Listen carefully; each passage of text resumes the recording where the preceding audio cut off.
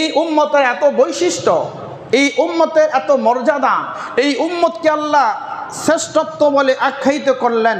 বলে এত মর্যাদা আল্লাহ কেন দিলেন? এতক্ষণ পর্যন্ত উম্মতের মর্যাদা, উম্মতের মাকাম, উম্মতের শ্রেষ্ঠত্ব আলোচনা হলো। এবার আসেন কোরআনে কারীমের আয়াতের মধ্যে, কুনতুম খায়রা উম্মাতিন উখরিজাত লিন-নাস তা'মুরুনা বিল মা'রুফি ওয়া তানহাউনা আনিল মুনকারি ওয়া তু'মিনুনা বিল্লাহ। আল্লাহ বলতেছেন কুনতুম খায়রা উম্মাতিন, তোমরা সর্বশ্রেষ্ঠ জাতি। কোরআনে কারীমের আয়াতের মাধ্যমে, হাদিসের মাধ্যমে এই কথা আমরা প্রমাণ পেয়ে গেলাম। কেন বললেন আমাদেরকে এত মর্যাদাপূর্ণ?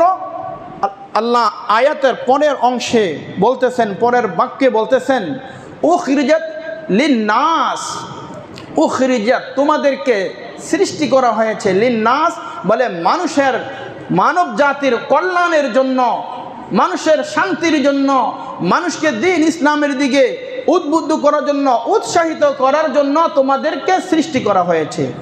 উখরিজাত আই খলিকত, তোমাদেরকে সৃষ্টি করা হয়েছে। লিন-নাস বলে মানুষের হেদায়েতের জন্য, মানুষের কল্যাণের জন্য তোমাদেরকে আল্লাহ সৃষ্টি করেছেন। এই আয়াতের মধ্যে মুফাসসিরিন কেরাম বলতেছেন, তোমাদেরকে শ্রেষ্ঠত্ব দেওয়া হয়েছে,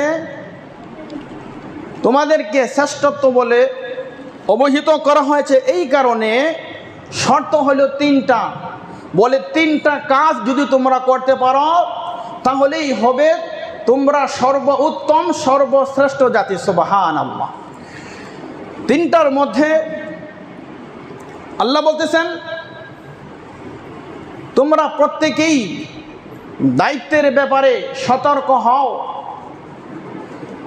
বলে কি দায়িত্ব? আল্লাহ তিনটা দায়িত্ব দিয়েছেন।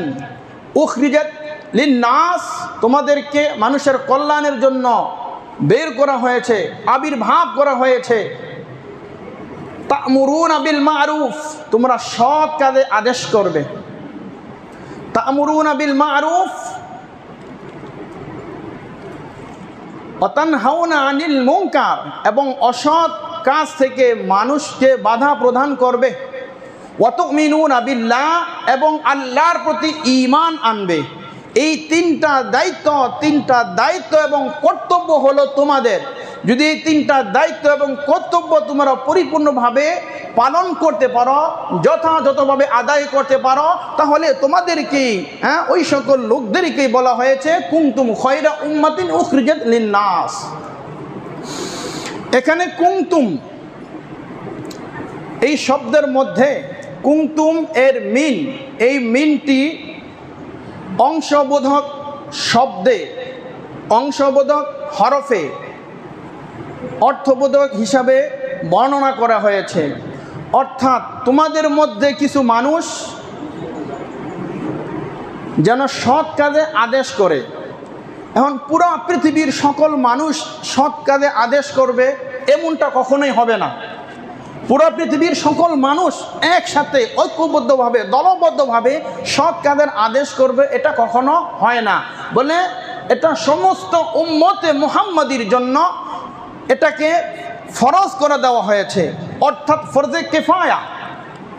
এই উম্মতের একটি দল, একটি গোষ্ঠী, একটি জাতি সব সময় যেন হকের পক্ষে, সত্যের পক্ষে কথা বলে। এই কুনতুম এর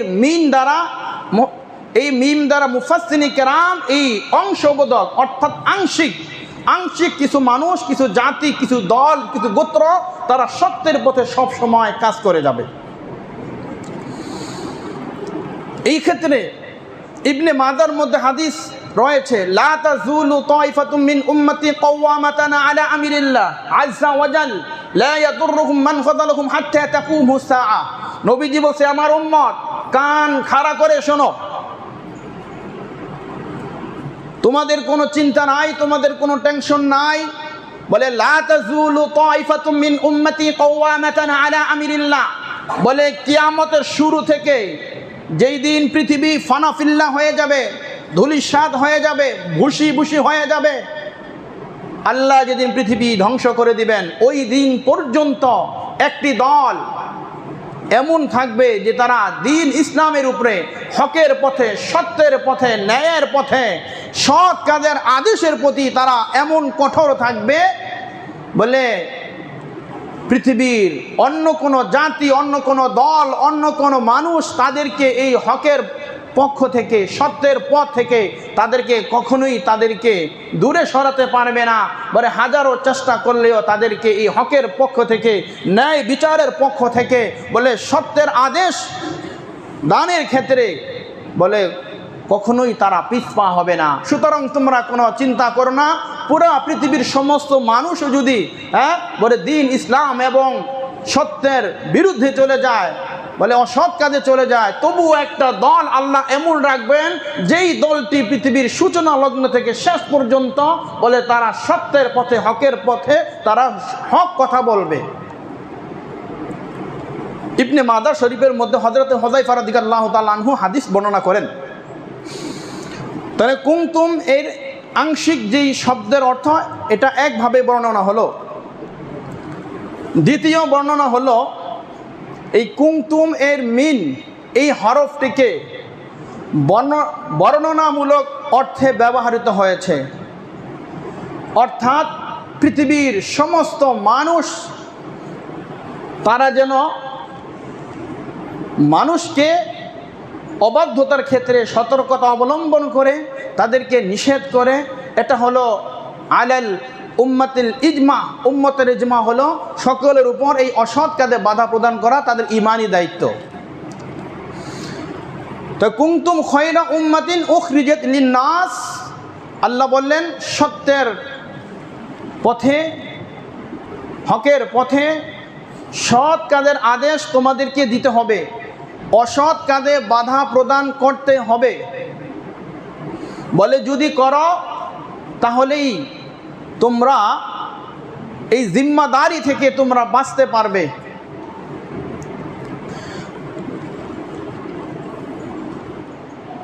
মুসনাদে আহমদ 23,327 নম্বর হাদিস।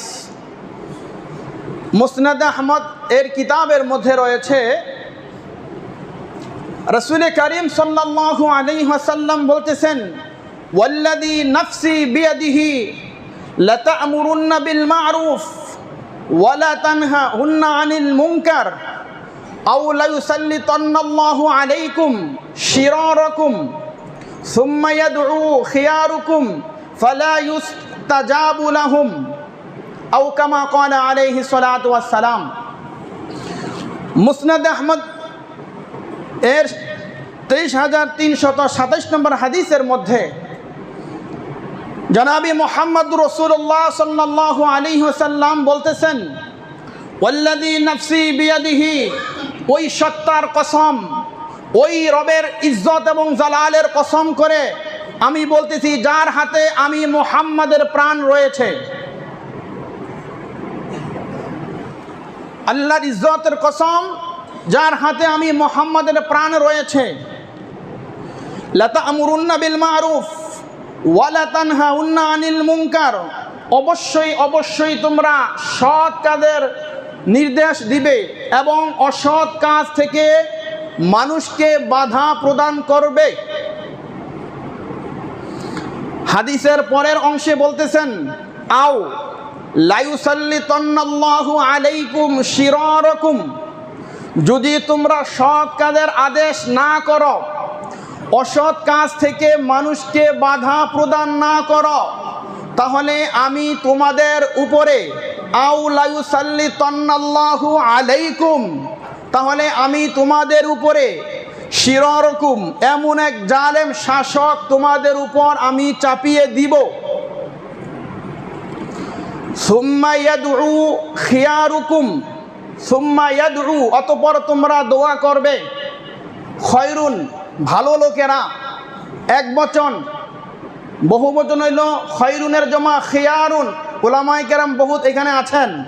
খয়রুনের জমা খিয়ারুন, অর্থাৎ পৃথিবীর মধ্যে সবচাইতে মর্যাদাবান, মর্যাদাপূর্ণ, সর্বশ্রেষ্ঠ যেই মানুষগুলো বুজুর্গ অলি আব্দাল গাউস কুতুব পুরা পৃথিবীর মানুষে খানকায় বসে, মসজিদে বসে বলে, প্রত্যেকটা জায়গায় জায়গায় বসে, সুম্মা ইয়াদউ খিয়ারুকুম, তোমাদের এই বুজুর্গরা, অলি আব্দাল গাউস কুতুবেরা তোমাদের এই শাসকের জুলুম থেকে পরিত্রাণের জন্য তোমাদের রবের কাছে দোয়া করবে, আবেদন করবে, দরখাস্ত করবে।